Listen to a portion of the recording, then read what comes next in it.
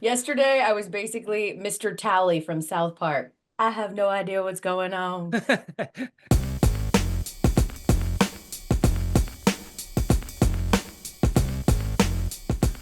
Welcome to the Elle Duncan Show with Gary What it Streisky. do? No Sports November continues, but we will make an exception as we start the show with a little game of Guess Who. We'll give some Okay. clues. You guess who it is, and then we'll tell you why we're bringing them up because, believe it or not, they've been in the news. You start, Gary. Let's get it. Guess who this person is, Elle? Been in the game a long time. Coached some of the best in the game. Some would argue now, based off the numbers, is the best coach ever in the game.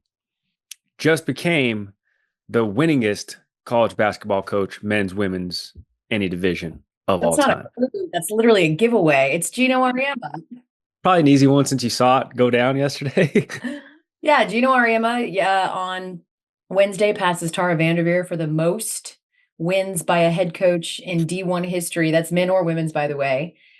He had previously passed Coach Krzyzewski of Duke fame back in February. And this was, we knew this was going to happen, especially with Tara Vanderveer retiring. So her win will sit at 12-16, and Geno now sits at 12-17 and counting. Year 40 for Geno Auriemma. And it was cool because we broadcast live from stores. I'd never actually been to Gamble, so that was super exciting, especially with all of the fanfare. And we came because we were told this was going to be dubbed as a celebration of Geno and his longtime assistant coach Chris Daly, because they didn't want to say it's a celebration of the win record before they actually won. Now, Sure. were we fairly certain they'd beat Fairleigh Dickinson? Yes. Yo, ESPN imagine all analytics. that fanfare. Sports Yep. Center rolls out, and then they just shock the world. Oh my Well, I god! mean, it would be a huge shock. Like, put it this way, ESPN Analytics had UConn as beating Fairleigh Dickinson by 56 points, and they were damn close. It was a blowout. Obviously, they scheduled it this way on purpose so that it would be one of those sort of homecoming-esque type of Yeah, schedules, right? Where like, because you had everybody out there. I mean, they had everyone. They had 63 former players there, including Sue Bird, Diana Taurasi, Maya Moore. I believe Nafisa Collier was there, but I didn't see her. And it was super cool. And so we go there. We're gonna broadcast live from there for the 6 p.m. Sports Center. Before the show, I got interviews with Gino. I got interviews with Paige. We were in a good spot. Paige talked about the skip seen around social media after she hit that buzzer beater Mm. against North Carolina, which was super fun. She talked a little bit about, because I think the thing with Paige that people don't understand, and I saw her tweet this a little while ago, she's on this like world tour of being a big famous superstar.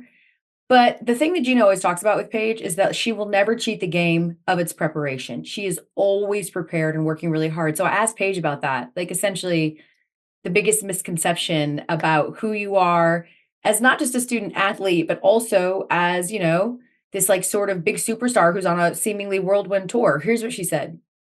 When people are watching your Paige Buckets worldwide tour, what do you think they're getting wrong? Uh, well, it's more about they don't see everything, and I'm perfect with that. I'm fine with that. There's a lot of hours in a single day, so there's a lot you can get done. But for me, it's always sticking to my preparation, sticking to my work, and letting it show for itself. Not needing to talk about it, not needing to do anything, but just go out there and show it. And then I had to ask her about the recent news of the NBA draft lottery, right? Instead of Mhm. going to LA like everyone had hoped for this Hollywood ending, Dallas gets the number one pick. And should she Still come like out? Dallas. Yeah. Does she still has 1 year of eligibility left. So she Uh-huh. doesn't technically have to come out if she doesn't want to, but I had to ask her about that too. And it was so funny, her response. You happen to see the draft lottery at all, or? Nah, I actually people think I'm lying. I actually didn't watch it. It was giving me too much anxiety, so I just decided to whatever was gonna happen, regardless if I was watching or not. So I just kind of, let the things happen and figure it out after. So do we believe that she didn't watch at all the draft lottery? Come on, are you serious? I believe These it. Gen Zs are attached to their phone. Listen, maybe she didn't watch it in the traditional way, but she probably got about 17,000 text messages immediately being like, hey, yo, no, Dallas is nice. They got two airports. They're centrally located. Great food, good shopping. You're going to love it there. Great weather. Yeah, come Yeah. on. Come on. Right. She It's didn't great. have to watch to know the results. Sure. I mean, yeah, instantly as soon as it happened, I'm sure every single person that she knows texted her and said, "How you feel about Texas?" You think Um, Enrique and Gubawale text her? Like, are they right. I homies asked like her, I that? was like, "Did you see Enrique's response though?" And she's like, "Yeah, I did." She's like, "It was so funny, it was so crazy." Um, and so that was great. And then I talked with Geno as well, and it was a great conversation. It was pretty wide ranging, but there was one part that didn't make television that I think works really here. I asked him to play a game with me called "How Well Do You Know Yourself?" Yes. And so I asked him just a series of questions to see if he knew the answers to some of these, and it was a pretty funny interaction. How well do you know yourself? I'm going to hit you with some numbers. You tell me if you know the answer. Are you ready? Yeah. How many different teams have you beat? How many different teams have we beaten? Oh, I don't know. 179. How many different coaches have you beat? 100. 291. What team have you beat the most? Oh, geez. No idea. Seton Hall, 57 Oh, times. don't say that. They're watching now, and that's it. That's it. Among the 70 coaches that you faced 5 times, how many do you have a losing record against? 5 times? 70 coaches that you faced at least 5 times. How many of them do you have a losing record against? None. Bingo! Nailed it! You have 6 undefeated seasons. The rest of D1 history has how many combined? 3. 4. Very 4. close. And Oh. finally, you've spent how many weeks as AP number 1? Here's a hint. It's double the second closest person. How many weeks? As many as Tiger was number 1. 250, 300. You nailed it! How many? 250! Get out. Well done! All right. You did That it. was a guess. That was a guess. You kind of know yourself pretty well, Coach. No. That's a guess. I mean, when you've been in the game for 40 years, you've quite literally gone through how many presidents, how many different decades? Like, that's insane. Anybody would lose track. That's crazy. And I know that there's probably been, obviously, he's on the back 9 of his coaching career, but you said it, 12, 17 and counting. And this team has all the makings of adding another 30, 35 to that before this season's done. Yeah, I mean, they got AZ Fudd back, which is huge. Mhm. It's really, really big. You know, Geno, even Paige said that AZ is a perfect player. Like, she has no flaws in her game and she works hard. And she said that, they call her the princess because Geno never yells at her because she doesn't do anything wrong. But that's going to be really big. She's been That's gonna be plagued really with big for the injuries though, team. huh?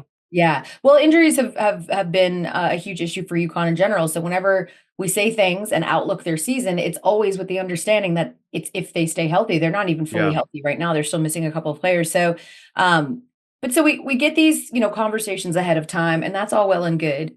And then it's showtime, and we're on the floor at Gamble. The kids are going crazy. We're right in front of the student section. It's going to be lit. It's going to be a great show. Can't wait. And I'm not kidding. 10 seconds before we go live on air, I'm opening the show, by the way. 10 seconds before we go live on air, I lose my return, which, by the way, friends, return is a monitor that shows you what's being broadcast. Correct. Like live television. It's what other people are seeing. Correct. It's what you guys are seeing at home. It allows us to be able to talk over B-roll, to talk over highlights. Like, it's quite literally our eyes. Like, we need to see what's happening in the show. So I lose that, and then I lose my ears, which means I can't hear anything. I can't hear my director. I can't hear Kevin. I can't hear cues. I can hear nothing. So luckily, we have contingency plans for these things. We have a field producer who's out there with me, who's on the phone in the control room.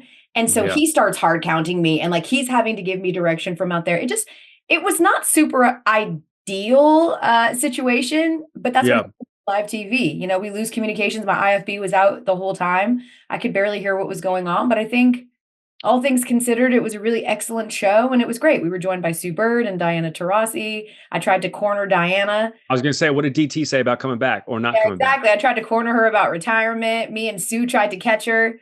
I said to Sue at the end, I said, well, we'll see you at your Hall of Fame enshrinement. D, when will we see you next? And she said, at Sue's enshrinement. And Sue said, that's in the summer. Does that mean you'll be available because you won't be doing something else in the summer? And then Diana ended with, I'm only going to do home games. And then she walked off. So it was good. Everyone wants to know, when this announcement's going to come. I joked with Diana afterwards. I was like, bro, there are literal people who think you're going to announce it here on the court. And Dee was like, yeah, no, there's nothing else going on. So let me just steal this spotlight from Geno and announce my retirement. That's exactly what I would do. So it was a good moment. But yeah, it was a great time. Cool to be a part of history and sort of document it for the network. Don't you think sometimes I'm running the beats in my head, losing all comms and everything. Don't you think sometimes it's nice when that actually happens? In that, since we operate at the highest level of sports television at ESPN, I don't think anybody would argue that. Sometimes it's nice just to get that live fire rep and like, okay, I still got it. Not that I still got it, but it's like, okay, cool. Yeah, no, I can handle this. This is no problem. We never want to get too comfortable. And that's one of the most pressure-packed situations when you are leading the show, live TV, in a remote environment that's crazy. It's a historic type night, and then you handle it. Yeah, I mean, I always joke that like the thing about, and this is I think with anybody and in any job, is that you don't get paid to do things well when everything's going well. You Sure. get paid to, be the deodorant on some stinky problems. And like that's how so yeah, like while it was not ideal and I would have preferred to be able to, I don't know, hear my director in cues. Yes. That's like what being a professional is like taking a bunch of adversity and trying to do the best that you can. And obviously experience helps, we had run through the top of the show in a rehearsal. So like I kind of knew what was coming, which was very helpful. That's also why we rehearse things just in case things go to shit. But yeah, it was great. Really a great team effort. And I'm doing all the coaching tropes now. So let's move on to our next guess who. You ready? What did DT tell you on the low though about next season? All right, just kidding. You can let me know later. You ain't gonna tell me. It ain't gonna be me that knows. Trust me. Yeah, right. All right. Our next person. Come on. I love football. I'm a Michigan man. Oh, I'm Tom Brady. No. I'm a huge insider.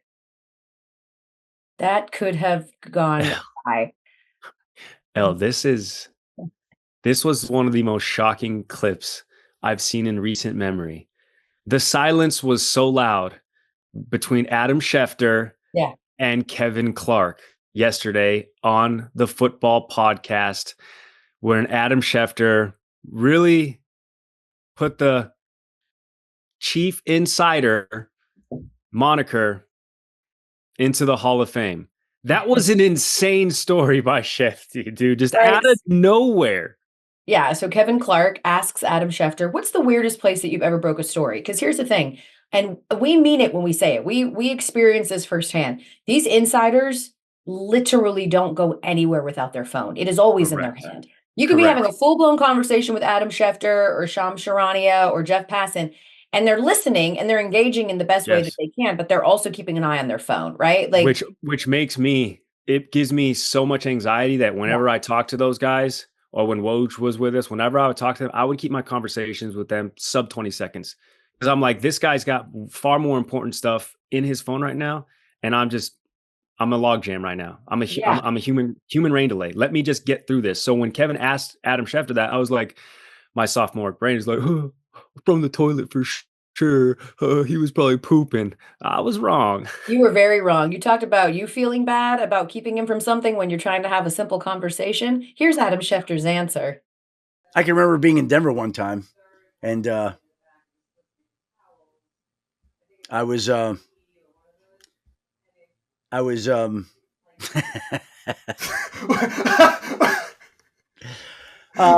do I say this? I had just spent time with this woman for the first time. Yeah. Okay. And sure. And got a text that Dale Carter was being suspended. I think it was for 8 games for substance abuse.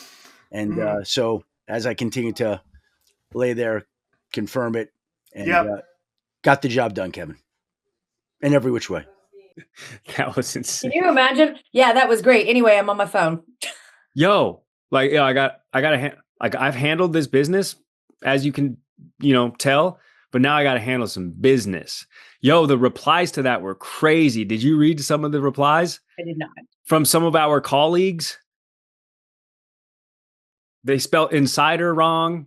Oh, and inside her. Yeah. We're mhm, gonna have to start mhm. doing that with our Yep. NFL inside her, Adam Schefter. Well, hey, who's gonna see him first? When's he on your show? It's today's Thursday. I'll see him Sunday. He'll probably be on my show today. He's on the show just about every damn day, honestly. Yeah, I'm Yeah, sure it's Adam Schefter will be on our show today. ahead of Thursday Night Football. Yeah. I'm gonna definitely should I do that? Should I do that on SportsCenter? Should Yes.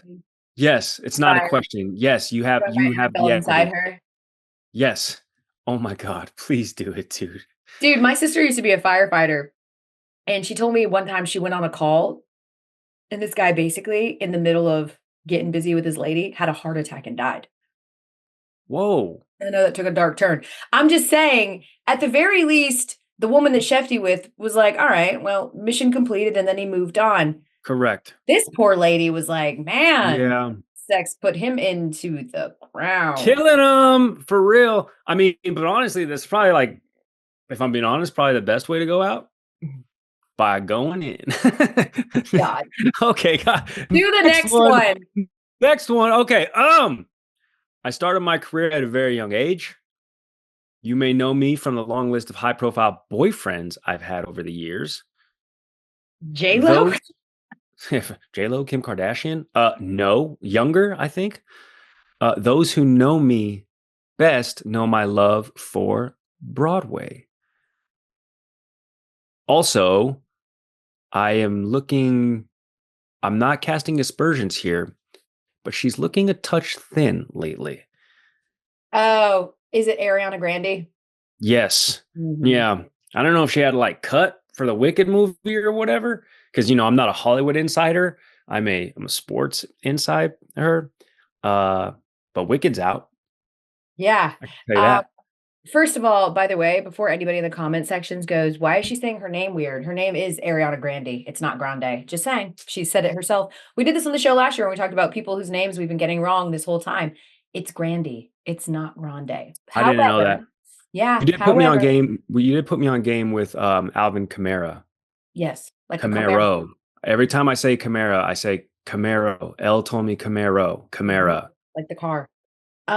Yeah. So Wicked is coming out, and the news surrounding Ariana Grande and Cynthia Erivo, by the way, who's amazing, and her voice is stupid, is that now here's the thing. I'm not a big Broadway person. I know the story of Wicked. It's the backstory of the Good Witch and the Bad Witch from Wizard of Oz. I've never seen it on Broadway. I don't know a single song from this. Like, this is not at all in my range or wheelhouse. However, apparently they've got so many bops that they have had to put a warning out as the movie is about to come out in theaters that you are not allowed to sing in the theater. You need to shut the up and you need to let the stars on the screen do all the singing, and you don't need to sing in the arena. How do you feel about that? It makes me sick that they've had to put out a notice, because they only put out warnings and notices to prevent things from continuing to happen. It's never preventative. It's always reactive to these things, which means there have been many people who have gone in to watch Wicked and have had their experiences ruined because somebody wanted to channel their Ariana Grande and etc. I'd be red hot, man. I don't generally like big crowds or being around people to begin with. So going to a movie is like, all right, I must really want to see this movie. So I'd be red hot if that was my theater. Yeah, I feel like there are certain situations in movie theaters where you can sing. I'm thinking of like Taylor Swift when she did her concerts in the theater. Sure. The world showed up. It's a concert. So at a concert, everyone's singing along anyway. It's fine. Sure. I think this is someone who constantly assaults people with my singing that they did not ask for. This is not okay in a movie theater. It's just not for a actual movie. This is not a concert. Correct. This is a movie. Cynthia Erivo and Ariana Grande were chosen because of their impeccable voices. You wouldn't do that at the Broadway show. You wouldn't. Like, I've been to Lion King. The whole crowd doesn't start singing Circle of Life. I've been to Aladdin on Broadway. Are you noticing a theme? You got kids. Nobody starts singing, I was about to say Part of Their World. Jesus, I'm confusing all I just can't wait to be king. That's not Aladdin, but yeah, like nobody does that. It's disrespectful. Let the people that are there enjoy it. And on top of that, there's zero chance any of you in that audience sound better than Ariana Grande and Cynthia Erivo. And as such, I'd rather hear them and their chops than hear you in my ear. Elle, the beginning of this podcast is really leading me to believe that if Kelly and her husband ever wanted to give up that show, we do a good job. Listen, we're sports people, but we are in the mud on what's going on in the pop culture scene. Yeah. You know what I'm saying? Usually I follow your lead in many things, but I feel like, you have some blind spots that sometimes I'll pick up, and then I have a ton of blind spots, and you are just like safety net central. We would crush it, is what I'm saying. We got a future in this. I really like that you took something completely off topic and decided to make this as a pitch for us to be the next great morning show host. Well done, Gary. Well, I'm just saying, like, you got to always be plotting your next move, is what I've been told. All the gurus tell me that. You can never be stationary. You can never let your hands be idle. That's why I'm always doing this. That's why I'm always doing this. I'm always doing this, Elle. Idle hands. By the way, I in fact like normally choose to go to the movie theater. I wait weeks after it's come out. Same. And I like to go in the middle of the day so that no one is there. Someone talking about the movie drives me so crazy. I went and saw Fences at the movie theater, and it was this particular movie theater that was in Hartford. We loved going there because they did like $5 ticket Tuesdays. There was a lot of us, and by us I mean brothers and sisters, which like we can be very chatty in movie theaters, and I already knew that, but I wanted to go see Fences because I'm a big Viola Davis and Denzel Washington fan. And there's a pivotal moment in Fences. It's literally the monologue that, like, I believe got Viola Davis nominated for this movie for an Oscar. Like, it's so heart-wrenching, and she's telling, Denzel Washington how she feels, and she's like doing this whole monologue, and then she, I can't even remember the last line, but like, she's like, and that's why you'll never be the man I thought you were. And like the whole audience is just like, she's got us all in the palm of her hand, and it's silent. And then someone yells out, "Yep." I was like, you ruined it. You ruined it. It was such a great monologue, and we're all in there. And then here just goes, whoever, what's his Joe in the audience. I was like, come on. Some movies you want to watch with your people, like Soul Plane, pipe up. I don't care. Chat away. Fences. This is an Academy Award winning movie. Shut the fuck up. That's jokes. Okay, well, that's kind of funny. Like, it was kind of funny, but I was also pissed. Some people laughed for sure, because some people laughed and some people shushed it, but it is what it is. That's funny. Okay. That as much as I'm like, I don't like loud people or when people are singing in movie theaters, because that's the topic of this question. I would have given that a pass. That's funny. I don't know. Maybe it's the way that you delivered it, but that's funny. It was so horrible. Oh my God. Not as horrible as our next guest who. You ready for our last? Oh God. Hi, I'm successful in sports. Multiple of them. Okay. That's vague. Uh-huh. Oh, look, we're going to get a little bit more in the weeds here. Uh-huh. And I just pooped my pants while winning a race. Paul Pierce. Oh, wait. No, that was a basketball game. Yeah, no, he got It wheeled was a up race to the Larry O. Okay, Taylor or something. I saw this runner yesterday, Elle, and it gave me flashbacks. And matter of fact, let me read you this tweet. This is that runner, marathoner or Iron Woman. Yeah, Taylor Knibb. Taylor Knibb, okay. Literally was running. Camera person was on her, shooting her from the back, and she turned around and was like, excuse me, she literally said, I just shit my pants. Don't shoot me from the back. Like, what? Because she was running in shorts, Elle, and it gave me flashbacks. Let me pull this up real quick. I was going to say, so the last time you shit your pants? No, but Elle, maybe you'll remember this tweet that happened to me almost 5 years ago to the day. Please stand by. I'm at LA Fitness here in the Hartford area, and I'm running on the treadmill, and I start smelling something, and I'm like, what is that? Like, there's a kids center across the gym, but then the aroma starts just pungent. Is piercing my nostrils. And finally, I look about. It's this whole row of treadmills, and I look probably three treadmills to my right. It's just me and this guy, and he looks me in the eye and goes, "I'm gonna clean that up after this."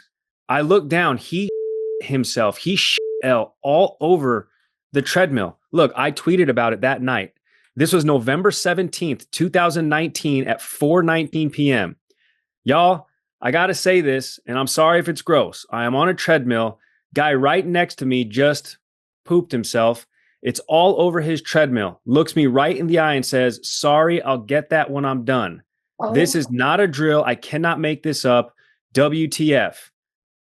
Update. I immediately went to the opposite side of the gym while he continued running for 15 more minutes before finally stopping and cleaning it up. Elle, I'm gonna get, here's the kicker. This guy works at a place you and I, many people in West Hartford go often. He works at a local grocery store. I've seen him there multiple times. Elle, he pooped all over the treadmill. It was insanity. And he just was like, "But I'm just gonna keep on with my running." He was running in it. Elle, the conveyor belt was literally just spreading. Well, yeah, that's how treadmills work. It just keeps. Yeah, it was like a butter knife with Nutella. It was just like buttering the treadmill. It was insane. Wait, okay, now I have so many questions. I probably don't have the answers. Did we just was it a situation where just sort of like, oops, it fell out of his pants, or was it like runny? No, well, at this point, it had been a couple of minutes since it passed, so I'm guessing he pooped while he was running. It fell out of his shorts onto the treadmill, and the treadmill was doing its thing and just spreading it like a margarine on a toasted piece of bread. Oh God. Yeah. How do you not have enough? First of all, I would move countries. Second of all, I would stop immediately. As soon as you feel the poo fall out, you press the emergency stop button on that treadmill and you go pick it up. That is so gross on so many levels. I can't. Because listen, we see this with the, in regards to the runner, Taylor Knibb or whatever, we've seen this before on social media where it's like, yo, if you're a marathon runner and you have to you can't stop. There's no bathrooms along the way. You kind of have to do what you do. We've seen it with women who are on their cycle and it's just like, well, what can I do? Yeah. I'm going to just have to free bleed. But you're at a gym. There's bathrooms. As soon as you feel the turtle head or whatever it's called, you prairie dog to the bathroom. Yeah. Yeah. So I changed gyms shortly thereafter. That treadmill's probably been ran on again. Did you that's what I'm saying. That treadmill is a hazardous. That treadmill has probably been ran on countless times by unknowing people. And that's why you take your shoes off when you go into someone's house, by the way.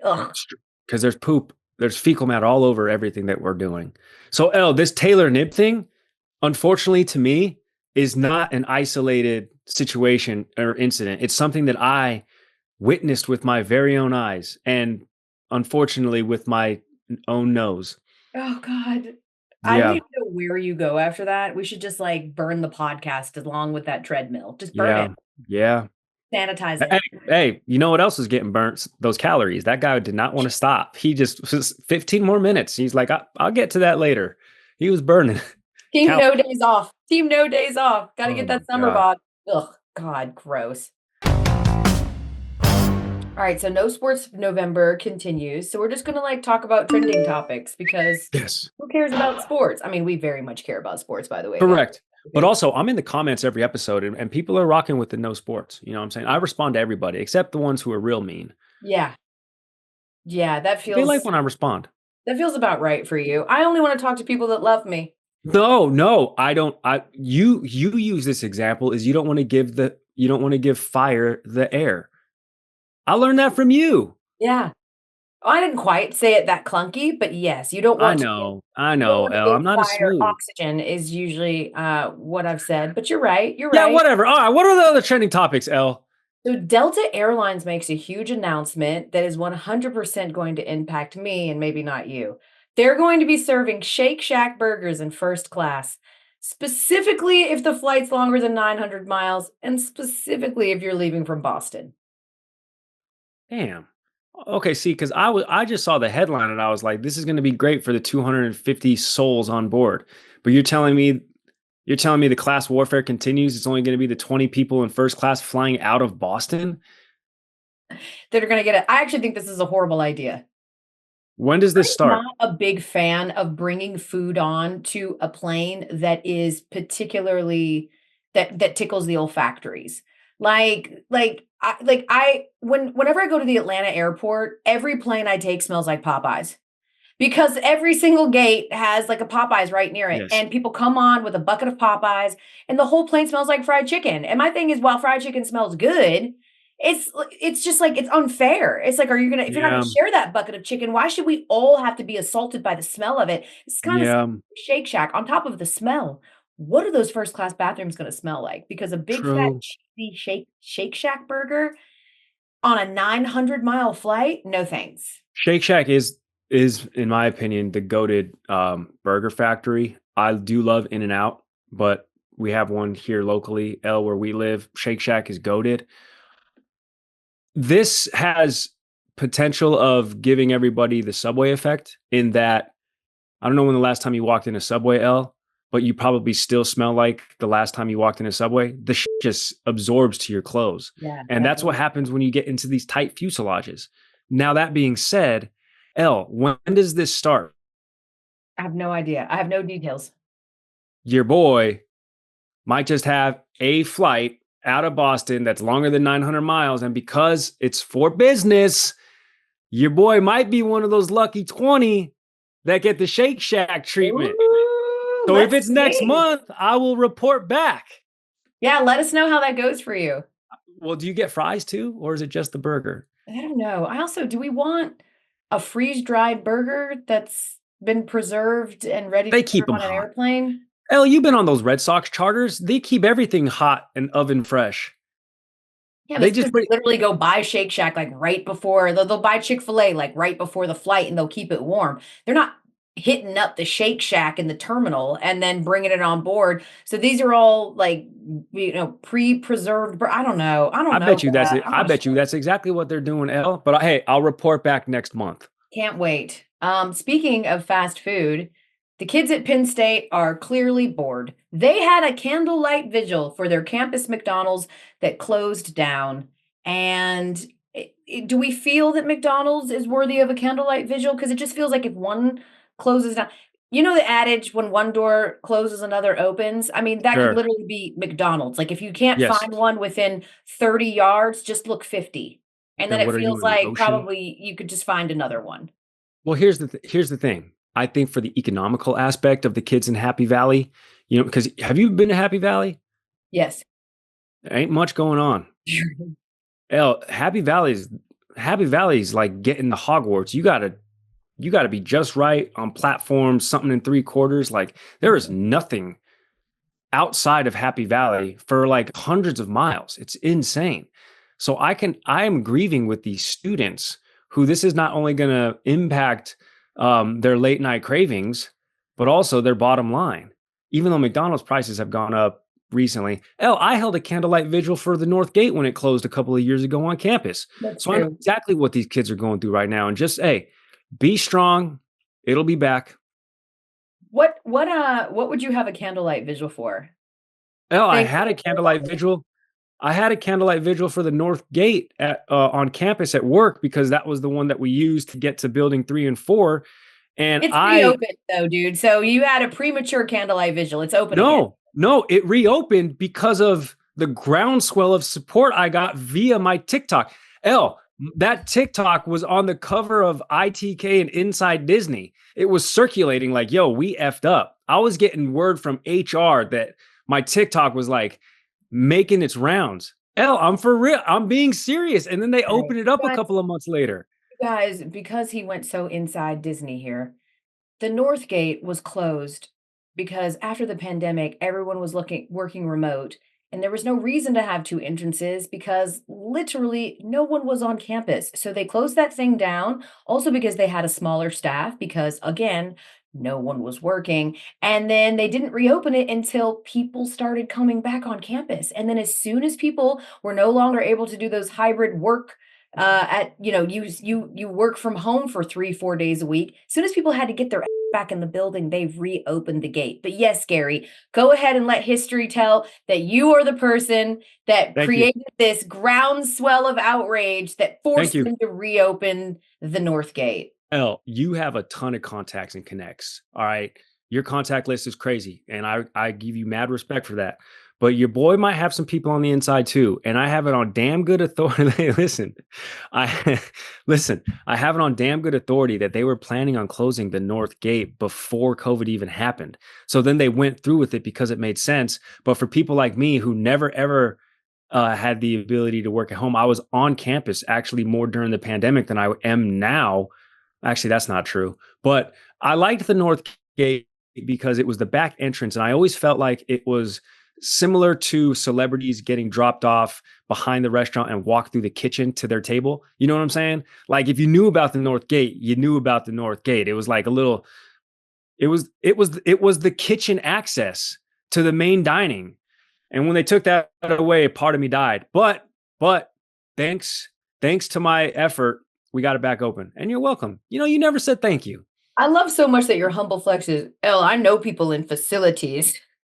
Hey, I do know people in facilities. I've got a lot of friends in the facilities department, and they told me, okay, Gary, well, you're right. Thank you for that. Thank you so much for saving me 60 seconds of my day by allowing me to be able to leave out the back gate instead of having to go to the front. You're a real true American hero. If you've got so much pull, bring back CDs. That's who I'm having a candlelight vigil for. Dude, I just discovered like my 600 CD collection. It had all these like mixes from when I was a radio DJ. It had all of these like albums and mixtapes when they actually used to be, mixtape CDs.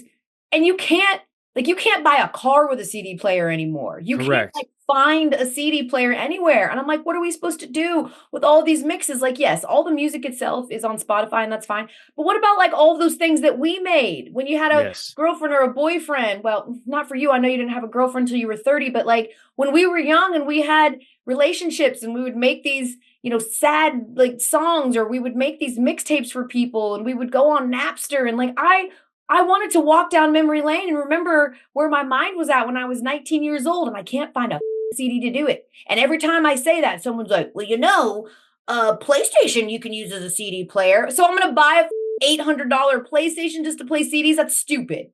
Okay, first of all, Omar doesn't sound like that when he said buy a PlayStation. My guy just wants a PlayStation 5 and they're $500. I was just at Costco, Elle. They're pretty economical. And I'm with you on this. The loss of hard media is sad. I was never a DVD or VHS guy, but everybody has burnt CDs, and being able to like own a piece of media, because now, we pay for it, but they could take it away.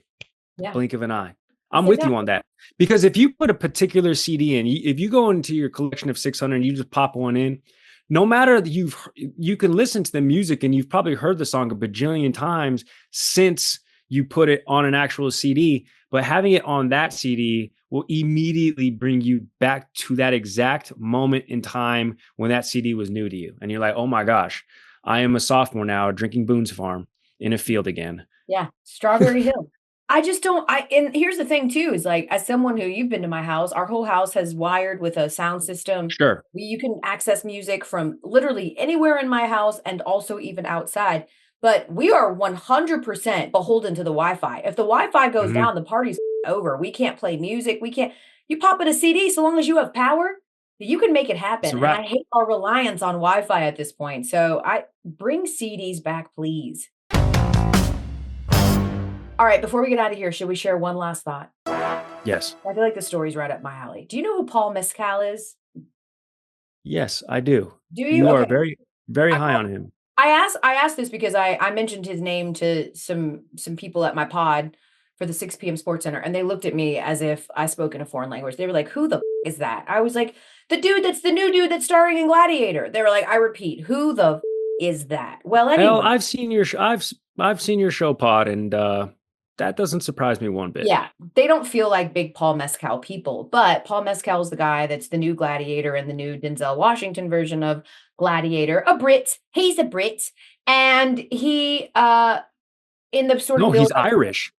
Oh, is he? He's Irish. Oh, wow. Okay. Well, I just know he has an accent from overseas. Correct. That's what I Because mean. they asked him, they're like, "Hey, you met the king. You met the king. How was it?" And he was like, "Well, I'm Irish, so it really wasn't on the top of my priority list." But he said that when they were out promoting Gladiators 2, he sang drunk karaoke in Japan with one of his co-stars, and the song that they sang was "The Climb" by Miley Cyrus. And I have to say, as someone that has also sang drunk karaoke in Japan, it is a time. Like Japanese it is. culture, they take karaoke so seriously. We went to this karaoke place that was in a high-rise building. It was like 12 stories up. And they karaoke so much better. I mean, they do almost everything better than we do, but they karaoke so much better. Yeah, okay. If you want to just be out in gin pop and just have like a regular karaoke experience where you have to sit through someone else singing, pray that the person moves you up the queue so that you can finally sing your one song in the 3 hours you've been waiting. The Japanese are like, no, no, no, no, no, no. Every one of you is getting your own private room. You get your own private room. There's like these giant windows. So it's at night. I'm looking over the city of Tokyo. I'm singing off key. They actually in their karaoke machines, they are legit. You can change the pitch, the tempo. Damn. You can, dude, it is like some real shit. And you press a button and a girl just brings your drinks in. You press another button, she brings your food in. Like, it was the best karaoke experience of my entire life. And this is someone who loves karaoke. It is so much fun. However, if you, Gary, were singing karaoke with a celebrity of your choice, who would it be and what's the song that you would sing? Don't know the celebrity. Haven't had much time to think about that, but the song is "Amarillo by Morning" by George Strait. What? What? What Did you say? Huh? How does that go? Amarillo by morning, up from San Antone. Everything that I got is just what I got on. I ain't got a dime, but what I got is mine. I ain't rich, but Lord, I'm free. Amarillo by morning, Amarillo's where I'll be. Dun, dun. No, it's a good song because every word, it's easy to get to, and generally when you're doing karaoke, you might have a little bit of that yak in you, so you might be thinking a little slower. So, and it builds. Or Piano Man by Billy Joel. Yeah, I mean, well, okay, so you're gonna bury Billy Joel in No, the worst George Strait song there is. Oh, okay. Honestly, by the way, based on your singing ability and tone, you should probably pick William Hung as the person that you would sing it with. That way you could outshine. Elle, that felt oddly specific. Shit-bang! Elle, that felt oddly specific. Why William Hung? Huh? Well, because I'm just thinking of who is a known singer that is a very off-key, not good singer that Gary could outshine? William Hung. True. Yeah. You know what, Elle? While we're on the topic, do you have a treadmill I can come run on at your house? I got to go to the bathroom. Who are you singing with? And what are you singing? Right now specifically, because again, I love karaokeing, and my favorite karaoke song is Shoop by Salt and Pepper. Now let me bring you back to the subject. Peps on the set. I know all the words. I love it. I've also been known to sing Your Sex is on Fire by Kings of Leon. I love that song. But right now, because my kids are obsessed with it and because I love how interesting her voice is very theatrical, I think I could kill it with her. Hot to Go by Chappell Roan. I used to have so much respect for you, Ellen. So it's a fun karaoke song. It's one of those songs. Because here's the thing: what kills me about karaoke is that people want to either audition for Star Search. True. They go up there and they want to show their chops, which no one cares about unless you're singing Total Eclipse of the Heart, which I have also done at karaoke. And if you do the old school version, I need you tonight. That's a good one. Or you just have people who sort of just like ironically like pick a song and then they giggle through the whole thing and whatever. But chapel, like this is a great crowd pleaser. Everyone can just HOTTOGO, right? So you bring the crowd in by giving them a very simple prompt. And then as someone who does enjoy singing, you get to like sing too, you know, and you get to be like, even, so I'm saying this too because my kids just made me do this song on karaoke. We have a karaoke set up here at the house and they just made me do it. And at the time when they made me do it, I only heard Hot to Go like a few times. But I knew right away when the song came on, we like what the first lyrics were supposed to be. And I like really played into it. I wanted to sound just like Chapel. I could be the one or your new addiction. It's all in my head, but I want nonfiction. I don't want the world, but I'll take this city. Like you can have fun, right? You don't have to be so serious and sing Adele. So like, yeah, I'm going with Hot to Go, Chapel Room. Also, if Haley Williams, Paramore, if she ever gets strep throat, I think you can tap in, is what I'm saying. Did I never tell you my Haley Williams story? What? I got a low-key crush on Haley Williams. Yeah, she's great. So years and years ago, I'm talking almost 20 years ago at this point, right? I'm doing sports talk radio in Atlanta. I'm like 20, 21 years old. And I sang the intro of the song. Shout out to the 2 Live Stews. And so people, you know, sort of heard me sing this intro song. They're like, oh, Elle can sing a little bit, whatever. So one of the dudes that used to listen to the show, he was just a fan. And the fans of this particular show were called dogs and poodles. Okay. It's a whole other thing.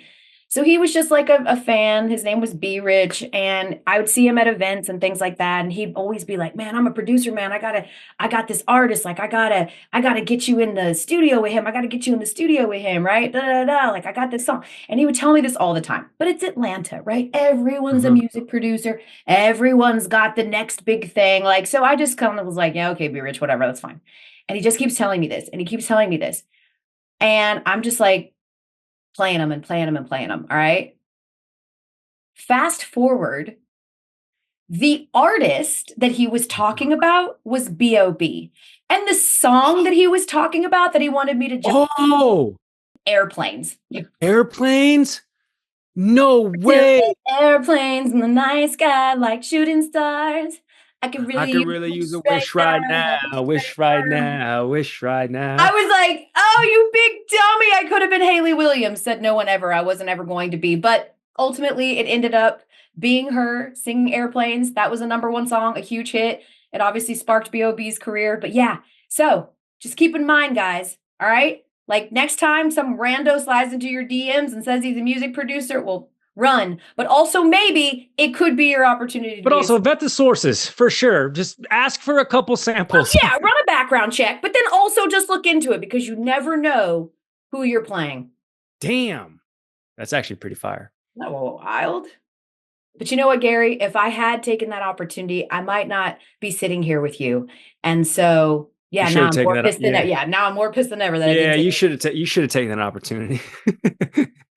All right, friends, that does it for No Sports November, Elle Duncan Show. Remember to rate, review, subscribe, hop in the comments. Let us know, who would you sing karaoke with? Let us know, who would you have a candlelight vigil with? Let us know the last time you saw someone themselves on a treadmill. We want to know. You can leave that part out, but get in the comments. I'll hit you back. We'll see you guys on Tuesday.